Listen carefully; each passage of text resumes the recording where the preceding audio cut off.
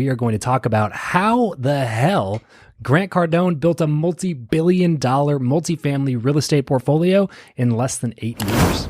So how on earth did Grant Cardone, a child of immigrants, an ex-drug addict, and former car salesman, build a multi-billion-dollar real estate portfolio in the last couple of years? Well, I'll tell you what, he didn't win the lottery, he didn't inherit a few $1,000,000, or get a hand from Scientology. Well, I mean, at least I think, anyway. The answer is actually much, much more simple. It's easy to get lost thinking about the money, but to really understand how he's built his empire, you need to understand that his primary currency is actually not money, it's attention. If you've been on social media for any length of time, you've likely seen Grant Cardone's face pop up in your feed. Love him or hate him, you know who he is and you know his name. And that is kind of the point. It's his mission to make sure that 8 billion people know his name. That's his core mission in his main company and all the other companies that he now owns. I know this because he said it recently at a private mastermind that I attended in Cabo with him, his wife, key members of his staff. There's only 25 of us, so he got really, really raw and honest about the things that they have internally inside of the company.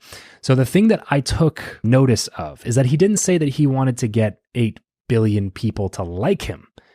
He said that he wanted them to just know him, just know his name. Because the reality is a lot of people are not going to like him. His own business partner in Cardone Ventures, Brandon Dawson, didn't like him initially. The first way that he got introduced to Grant was he saw a video of Grant throwing cash out of a money machine, like money guns, in front of his private jet. And his first thought was, this guy is a major douchebag. But now they run a multi-9-figure education company together. The lesson is that it's not really just about being liked at first, but about becoming familiar with who you are and what your brand is, because familiarity breeds trust. People will start to trust you over time if you can continue to deliver on the promises that you're making and you continue to provide value over time. It becomes about awareness and attention, and then you earn that trust over a long period of time. In the time that I've spent with Grant personally, I've seen him go out of his way to reframe entrepreneurs' minds to think about outspending their competition, not just out-earning them. And that's exactly how Grant was able to build a multi-billion-dollar real estate portfolio without doing it the traditional way. Because most people who go raise this type of money, they're going to family offices and they're writing them $75 million checks and $30 million checks and $12 million checks. But instead, Grant went to the masses and he raised both through wealthy individuals and accredited investors at first, but then also opened his fund up to non-accredited investors for people who can put in $500, $1,000, $10,000, $5,000 checks.